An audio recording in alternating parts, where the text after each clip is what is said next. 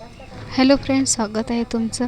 तर हे बघा, आज आपण या ब्लाऊजची स्टिचिंग बघणार आहोत. या ब्लाऊजचा काल कटिंग आपण बघितली आहे आणि आज याची आपण स्टिचिंग बघणार आहोत. तर हे बघा आहे पाठीमागचा भाग. आता इथे त्यांना चौकोनी गळा पाहिजे आहे, तर इथे मी चौकोनी गळा कट करून घेत आहे. या प्रकारे चौकोनी गळा कट करून घेतला आहे. आता आपल्याला पाठीमागच्या कमरेचे आपल्याला इथे टक्स मारून घ्यायचे आहे. तर शोल्डरमधून मधोमध फोल्ड करायचा आहे आपल्याला आणि टक्स मारून घ्यायचे आहे अर्धा इंचाचे. कारण आपण 1 इंच शिलाई एक्स्ट्रा सोडलं होतं टक्ससाठी, तर आपल्याला दोन्ही साईडला अर्धा इंचाचे टक्स मारून घ्यायचे आहे. शोल्डरच्या मधोमध फोल्ड करून एकदम टक्सचं मार्किंग आपल्याला भेटून जाते. तर या प्रकारे हे बघा, टक्सला आपण इथे डबल शिलाई करणार आहोत. आणि आता हे बघा, कमरेच्या साईडला असं क्रॉसमध्ये दिसतो आपल्याला कपडा.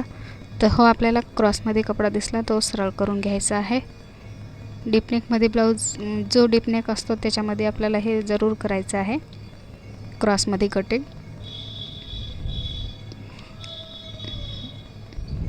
तसे कटिंग केल्यामुळे कसं आपल्याला फिटिंग छान भेटते. हे बघा, इथे कमरपट्टी तयार करून घेतली आहे मी. आता अर्धा इंचाचं जे आपण एक्स्ट्रा सोडलं होतं शिलाईसाठी मार्जिन, तेवढंच शिलाईमध्ये घ्यायचं आहे आणि ते कमरपट्टीवर टॉप शिलाई द्यायची आहे आपल्याला आणि फोल्ड करून घ्यायचं आहे आणि 5 नंबरची शिलाई मारून घ्यायची आहे या पद्धतीने. कारण आपल्याला इथे तुरपाई करायची आहे, तर ती शिलाई आपण नंतर उसवून टाकणार आहे. तर हा पाठीमागचा भाग आहे. तर हे बघा, आता इथे मी समोरचा भाग तयार करण्यासाठी घेतला आहे. ते हे कटोरीचे भाग आपण ओपन करून घेत आहे. आता मी जेव्हा पण कटिंग करते तेव्हा सरळ बाजूनेच कटिंग करते आणि जेव्हा कटिंग आपण जोडायचे असतात पार्ट, तेव्हा बरोबर ओपन करून दोन्ही साईडला आपल्याला उलट्या साईडने जोडून घ्यायचे आहे. तर हे बघा, इथे कटोरी जोडून घेतली आहे मी या पद्धतीने. इथे थोडंसं खाली एक्स्ट्राचा जो भी येते एक्स्ट्राचा कापड, तो इथे कट करून घ्यायचा आहे. आणि आता हे बघा, आपल्याला इथे कटोरी इथे 5 इंचाची पाहिजे आहे. तर दोन्ही साईडला जे आपण शिलाईसाठी पाव इंच आहे ते सोडून आपल्याला 2.5 इंचावर मार्किंग करायची आहे आणि जेवढं भी मधात साईडला अंतर उरेल तेवढं आपल्याला टक्स मारून घ्यायचं आहे. इथे मी पहिलेच पाऊण इंचाचाच एकदम टक्स घेतला आहे, कारण दोन्ही बाजूला पाऊण इंचाचाच मार्जिन घेतला आहे एक्स्ट्रा. कारण त्यांच्या छातीची साईज खूप कमी आहे, तर त्यांना एवढा एक्स्ट्राचं मार्जिन घेतलेलं बसून जाईल व्यवस्थित. आता इथे बघा, इथे क्रॉसपट्टी जोडून घेतली आहे मी. क्रॉसपट्टी डबलमध्येच आहे, तर या प्रकारे इथे क्रॉसपट्टी जोडून घेतली आहे. आता जो गळ्याचा आपण पाठीमागच्या गळ्याची जी गळा कटिंग केला होता त्याच्यामधूनच इथे मी आयहुक पट्टी तयार करत आहे. तर आपल्याला आयपट्टी इथे तयार करून घ्यायची आहे या पद्धतीने. हे बघा, फोल्ड करून आता आपल्याला वरून शिलाई मारून घ्यायची आहे या पद्धतीने. अधिक डबल शिलाई मारून घ्यायची आपल्याला काठोकाठ. आणि जो भी एक्स्ट्राचा आपला कापड आहे ते इथे कट करून घ्यायचा आहे. हा कापड खूप जाड होता, म्हणजे कारण डबल कपडा केल्यावर तर अधिकच जाड होत आहे. आता हे बघा, दुसरा पार्ट इथे तयार करून घेत आहे मी सेम पद्धतीने. तर हे बघा, दुसरा पार्ट तयार करून घेतला आहे आणि आपल्याला इथे दुसऱ्या बाजूला हुकपट्टी लावण्याच्या अगोदर आपल्याला इथे चेक करून घ्यायचं आहे दोन्ही पार्ट बरोबर आहेत की नाही. नाहीतर काय होते, कधी एक पार्ट आपला कमी जास्त असतो आणि नंतर आपण पट्टी तयार झाल्याच्या नंतर गळ्याच्या साईडला कट करतो. त्यामुळे काय होते, एक साईडचं शोल्डर लूज पडते आणि त्या साईडनं आपलं शोल्डर उतरते. तर त्यासाठी ही गोष्ट लक्षात ठेवायची, अगोदरच चेक करून घ्यायचं आहे. आता इथे माझ्या मशीनचा धागा घडी तुटून जात आहे आणि व्हिडिओ चालू असताना तर जास्तच तुटतो तो.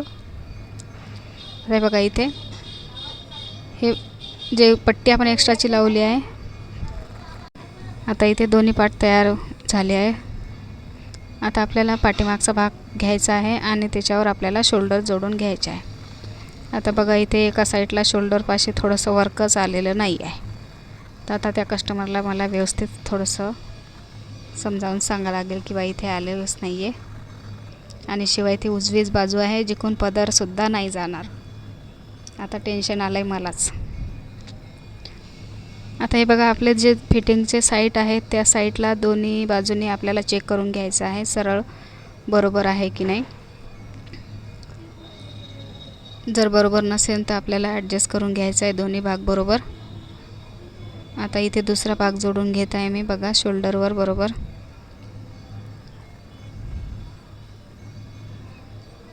तर हे बघा या पद्धतीने असे जोडून घ्यायचे आपल्याला, व्यवस्थित बघून घ्यायचं आहे. थोडंही कुठं कमी जास्त झालं तर आपल्याला ॲडजस्ट करायचं आहे, व्यवस्थित करून घ्यायचं आहे. आता हा दुसऱ्या अस्तरचा जो कॉटनचा कपडा असतो प्लेनवाला, त्याचा मी इथे क्रॉसपट्टीसाठी वापरत आहे, कारण हा कपडा खूप जाड आहे आणि त्याच्यावर छोटे छोटे टिकल्यासुद्धा आहे, तर त्याची पायपिंग बनणं शक्य नाही आहे.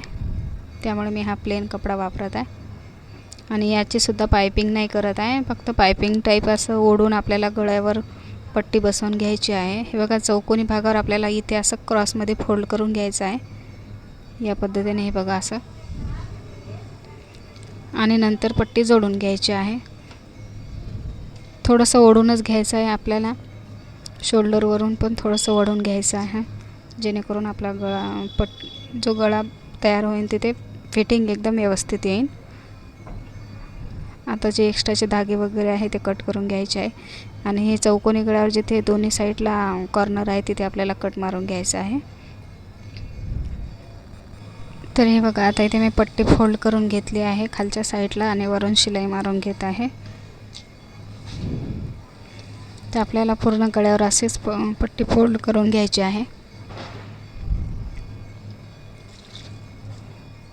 हे बघा कॉर्नरला फोल्ड केल्याच्या नंतर इथे आपोआप चौकोनी गळ्याचा शेप तयार होतो.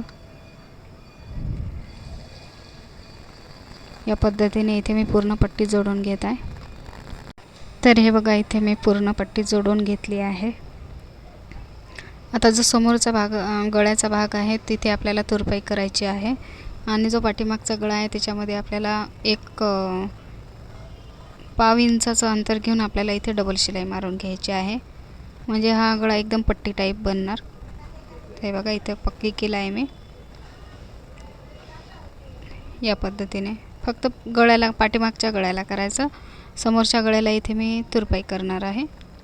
तर आता आपण इथे बाई जोडणार आहोत.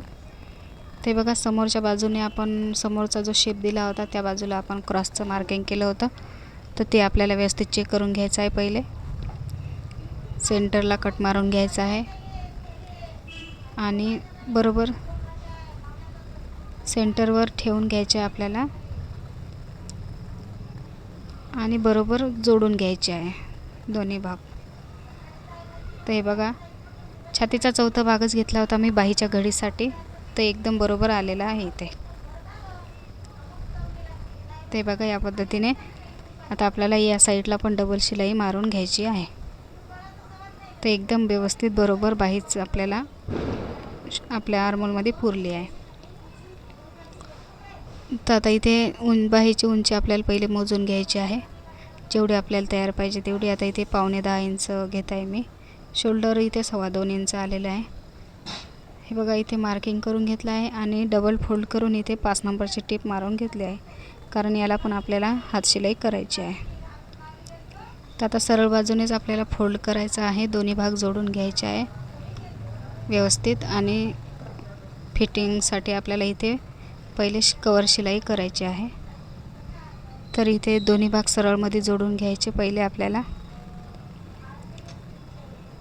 आणि इथे जो आपला पाठीमागच्या भागचा सेंटर असतो तिथे समोरच्या आयहुक पट्टीचा जो सेंटर आहे आपला ब्लाऊजचा, ते दोन्ही एकावर एक आले पाहिजे.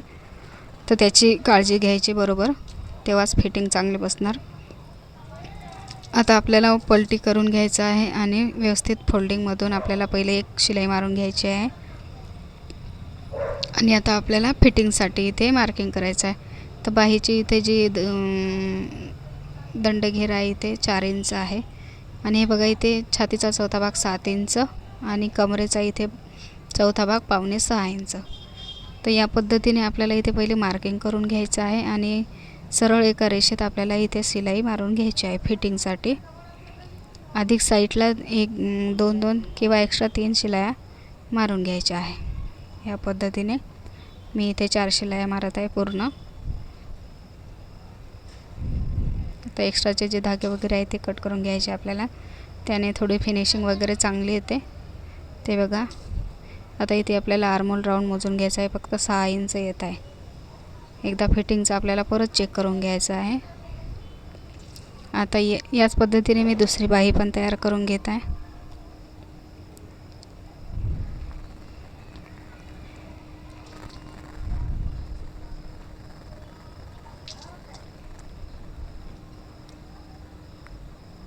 तर हे बघा, इथे मी दोन्ही बाही तयार करून घेतली आहे. आणि इथे समोरचा जो गळा आहे बघा, इथे गोल आलेला आहे मस्त आणि छान आलेला आहे ब्लाऊज. आता घातल्यावर माहीत होते कसं बसेन कसं नाही. तसे त्यांना अगोदर जे शिवले याच प्रकारे ते एकदम व्यवस्थित बसले आहे. पण आता हा घातल्याच्या नंतर हा समजेल. हे बघा, पाठीमागच्या साईडला पाठीमागचा गळा या पद्धतीने झाला आहे. आता ते समोरच्या गळ्याला जी पट्टी दिसत आहे त्याला आपल्याला तुरपाई करायची आहे. तर हे बघा, या पद्धतीने हे ब्लाऊज तयार झालेला आहे.